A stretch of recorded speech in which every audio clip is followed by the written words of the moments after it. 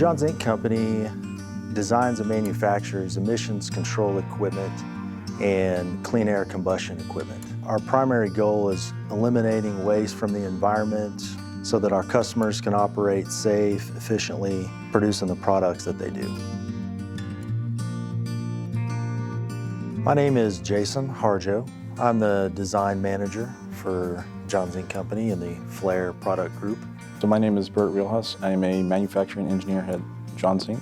I'm Paul Newman. I'm the general manager for John Zink Hamworthy over in the Poole office in the UK. We're always looking for better ways to serve our customers, to help them serve their customers. In order to get where we wanted to go, we need to do something different. We need to reduce the amount of restrictions we had on how we manufacture things. When you look at our manufacturing environment, it's more of an engineer-to-order environment in that we're not making a bunch of widgets, thousands of widgets per day. It's more one or two or maybe dozens of burners at a time. We're out looking into every opportunity that we can to utilize additive to solve a problem. You can only do so much with traditional manufacturing. And additive opens up a whole new door for new designs where you have internal pathways to certain parts, where you can get more efficient mixing of maybe fuel and steam as in an atomizer. But that's really the problem we're trying to solve, is newer designs, more efficient designs to operate our equipment more efficiently. This is a YE6 burner tip. This was installed in a thermal oxidizer burner. And in a thermal oxidizer, it's burning and creating temperature to effectively destroy waste at the end of a process. This is very critical to the function of a system because this is what's going to shape your flame to burn efficiently. This part hadn't been manufactured in about 30 years, and so the tooling was gone. And so we decided, hey, we're gonna print this part, and now we have a successful part, and we didn't have to buy tooling for it. So normally with a part like this, you're investing thousands of dollars worth in tooling, and that's just to get started. And then you have to manufacture the parts. And then there's the lead time to not only manufacture them, but ship them to you. But with the studio system, we're able to print it and debind and center it in a matter of weeks, as opposed to months. And it also could run us several $100s as opposed to several $1,000s. For me specifically, the most important part of having a studio system in our shop is being able to design a tool or fixture and have it produced quickly. One example that I have here is a design from a machinist that's been with us for about 30 years. And he has these really heavy tools that he loads into his lathe. And the way he's been grabbing these parts over the years, just with his thumb and his index finger, and that's a lot of weight to load in on a part. Now on all of his tools out there at the lathe, he's got about 30 of these tools with the handles on them. They're all drilled and tapped, and he now uses the handle here to load his parts in and out of the machine. What we did is we first printed out of plastic. We tried the handles, he loved them, but over the course of a week he says, hey, my plastic part is broken. I said, okay, well, we have this metal printer, so we can print it out of metal for you, and that thing's not gonna give you any issues. It made sense to print this part versus machining it, because we would have had to take a pretty large chunk of metal and machine this down, especially to get this curvature. So it would have been time consuming and taking up our resources, where we like to focus our resources on making products for our customers.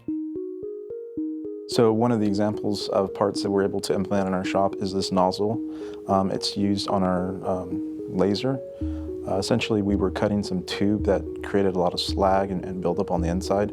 So this is a really complex geometry. It's got multiple channels in it. So you have one port that directs the flow, it concentrates the flow of gas, and then you have another port that kind of creates a plume. You cannot make this any other way. It can only be 3D printed. The first thing we did was 3D print it from PLA. So we printed it on one of our desktop printers, we threaded it, put it on the end of that gas nozzle, and we tested it out. What we found that it was very effective, but it didn't last very long because the heat caused those ports to melt shut. Basically just disintegrated the tip. Then we went to the metal part, which we knew was going to be our long-term solution. So now this part can be threaded onto the end of that gas nozzle, so it purges the cut as it's being produced, creating a clean part that doesn't have any post-processing.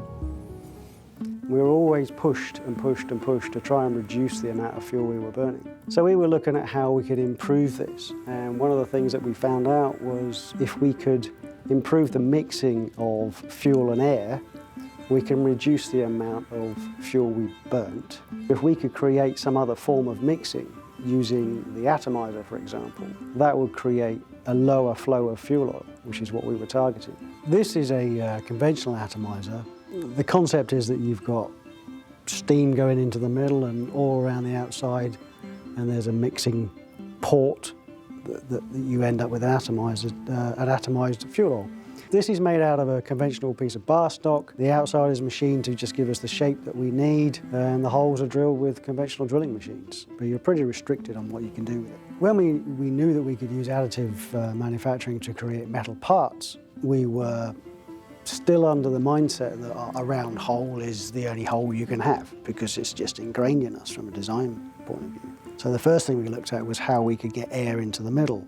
So we thought, let's remove this material around the outside of the hole and just have tubes coming from the center. We ended up with something along the lines of this. This is obviously made out of plastic and a slightly larger scale, just so that we could look at it. But it's got the ability for air to get into the center, which is what the target was at that point. And we slowly understood that with additive manufacturing, we're no longer restricted to round holes. We want to improve the atomization, so let's not make a round hole, because that's not necessarily the best way of doing it. Which is when we came up with this, which is our final design, and we've done some CFD flow patterns across the face of this to have a look at the airflow, and it is vastly improved. So using the conventional atomizer, we could reduce the flow rate of this down to about 120 kilograms an hour. And with this one, we can get down to 38 kilograms an hour. And if you imagine that's firing 3 burners, that's 3 times that over the number of ships they have, firing however long, is a huge saving in fuel oil. When you're looking at the use of additive manufacturing in the process that we were looking to achieve here, the prototyping gave us the chance of testing things very, very quickly, so that was an advantage. But the biggest advantage was simply the fact that we were no longer restricted to this simple round holes at certain angles. This, you can do anything. Desktop Metal has a system that has a very low-cost entry point into the technology. I think one of the biggest benefits for us in working with the Studio system is that it did not require a lot of PPE. Because of the fact you're not dealing with any free, powder metals, that it makes the process really safe and easy to work with. Preparing the facility there's no real cost there.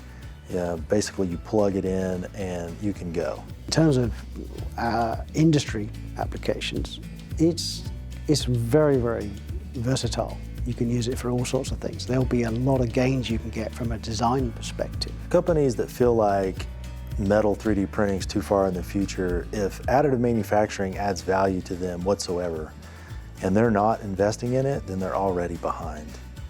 The limits of additive manufacturing are only what you can think of creatively, right? So anything that you can think of, you can pretty much print. Without additive manufacturing, there's no way we'd be where we are now.